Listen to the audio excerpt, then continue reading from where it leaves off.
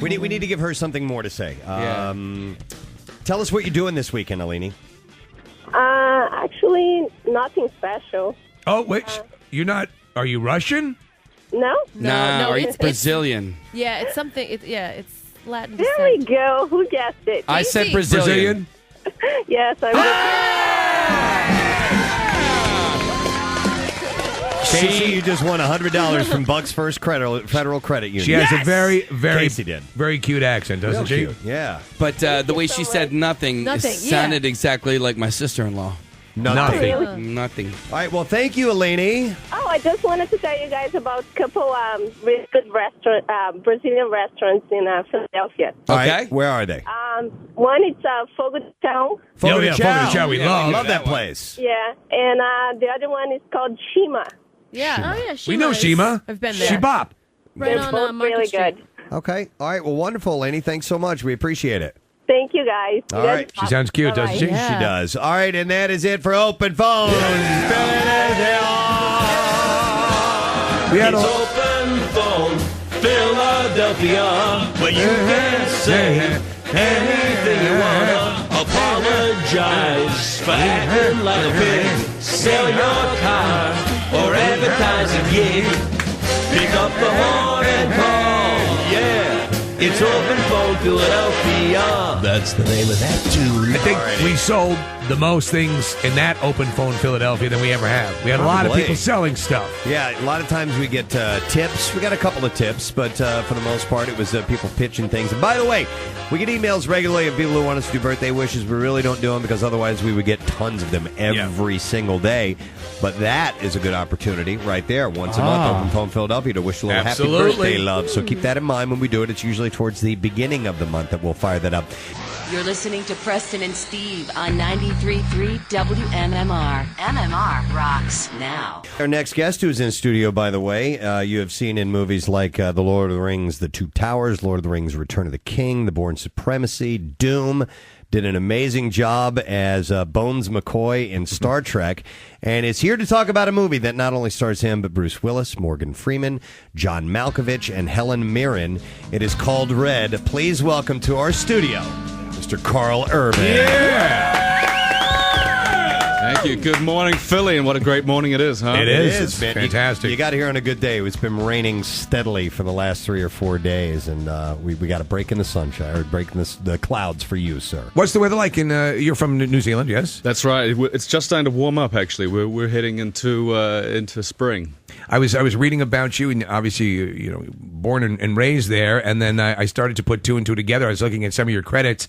A number of Xena appearances, right? And Hercules, The Legendary Journeys, and Xena were all shot down in New Zealand. That's right. And you worked on that show. You were on a couple episodes, right? I did, yeah. Was that a blast? That was a blast. It was a lot of fun. Actually, a lot of the cast and crew who worked on that ended up working on Lord of the Rings. Nyla Dickinson, who did the wardrobe, won the Oscar. Yeah. It was a good learning ground. Very cool. Could be one of the most beautiful places in the world, or the most dramatic changes in scenery in the world.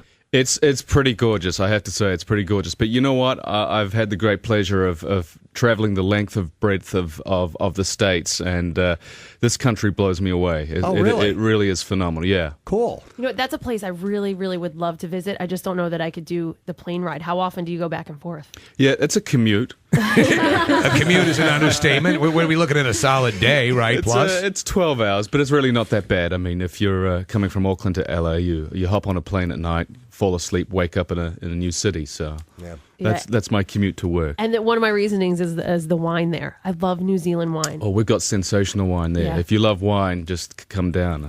Especially great whites. Great whites. Wow. Very cool. Well, the new movie that I mentioned, Red, and I was not familiar, but comes from the world of comics and graphic novels. And were you familiar with the material before you found out about the job? No, my first introduction to the material was with the script, and it wasn't till afterwards that I read the graphic novel, which really is quite a short, violent little piece that represents about the first act of our film. Our film's a funny film. It's a hilarious comedy. It's an action comedy. It is an action comedy, and but it does capture, because I did, once I learned the movie was being made, I flicked through it, and it seems to capture a lot of the vibe of it, because you have these I mean, first off, the cast. Was the cast in place when you were brought into the film? No, it wasn't. When I signed on, it was just Bruce, I think, and then it was insane. It's like every week that I'd open up the paper, it's like, oh my god, Helen Mirren's going to do this film. Oscar winner Helen Mirren. Oscar winner Helen. John Malkovich, Morgan Freeman, Brian Cox. I mean, it just exploded. Yeah. And you play the nefarious element in the movie, correct? You're the ones who are going. These are ex-CIA agents who were the creme de la creme, the top at their craft, and they know too much, and you're going about taking them out. That's right. I play a CIA hitman, and it's my job to hunt down Bruce Willis and his team of retirees. Proves to be a little more difficult than I anticipated. Difficult. How hot is Helen Mirren with a gun? Oh my God! Is that wild? Just for one reason alone, you should go and see this film. As Helen Mirren in a ball gown dress, rocking a 50 cal. It's the Queen. That's right. It's insane. I would imagine that this collective group, with the amount of experience they've had, and just individually, they seem like they would be. They all seem. We all cool. know them well. They all seem cool, but they all seem like they would be very quirky people. On top of that, too, if you got them all together, were there times where the entire starring cast was together?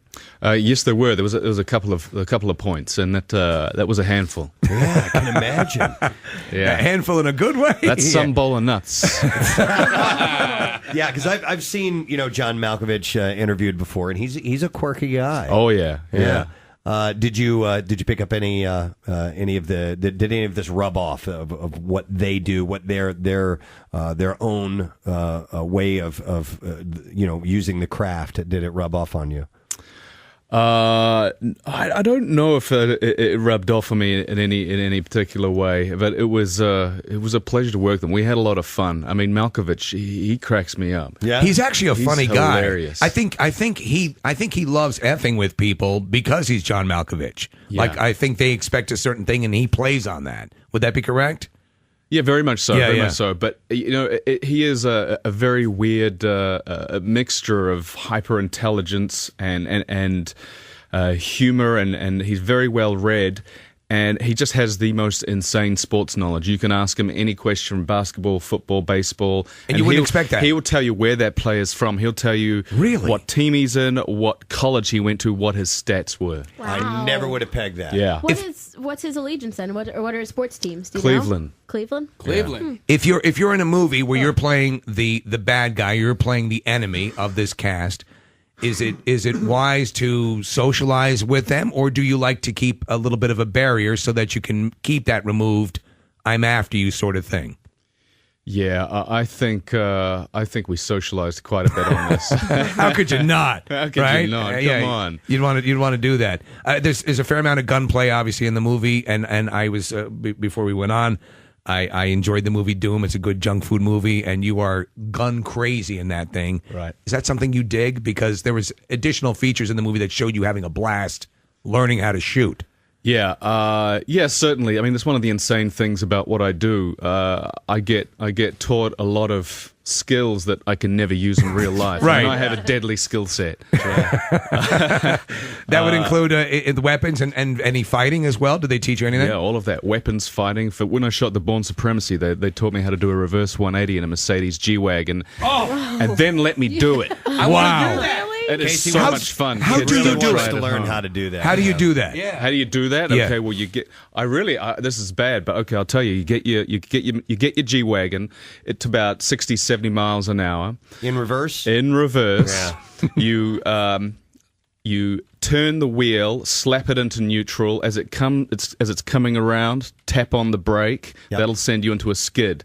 When you're getting about 3/4 of the way around, slap it into drive. Power out. All right, because I saw and I didn't. That's wild. But please don't try that on the freeway. Do it in not a a good big look. parking lot. I saw Rob Pattinson's character do it in Twilight, and he did it in that Volvo wagon. Yeah. And I was like, dude, I It's need to learn- cool. I need to learn how to do that. You know, It's just very like when cool. I'm leaving like work one day. Yeah. Yeah. No, don't try that on the freeway. Take it to the mall. So they let you do that, even though I mean you're kind of the money shot in the movie, you know. Well, yes, they did. They did let me do that. And I know I'm still kind of baffled myself, but if you actually have a look at the movie, you will see, as I turn the wheel, you'll see the entire background go wipe the frame. So it was just me and a static camera. In the, Wow, in the wow. Awesome. Karl, I have to address this. You have a lot of adoring female fans. I got an email that I want to read to you real quick. I bet you got a few yourself. No. This says, We get restraining orders. This says, I almost peed my pants when I heard that Karl Urban was going to not only be on the show, but in studio. I went into my total fangirl mode and couldn't stop giggling. For 5 straight minutes, I gushed about how awesome he is, his new movies, his time on Xena, how hot he is. And then I had a mini freak out. I realized that I would be driving through the city at the same time that he was there. I could barely get through my classes this week because I was thinking, oh my God, Karl Urban is going to be here. Oh my God, I'm going to be minutes away from him. And when I realized I will probably never meet him, no matter how much I want to, I was kind of hoping that you could tell him I said hi. Nothing too creepy, and my fangirlishness won't allow my brain any deep thoughts. I just feel he is an amazing actor and an amazing human being. Okay, I think I got my craziness out. I'll be listening to you guys, and you guys rock.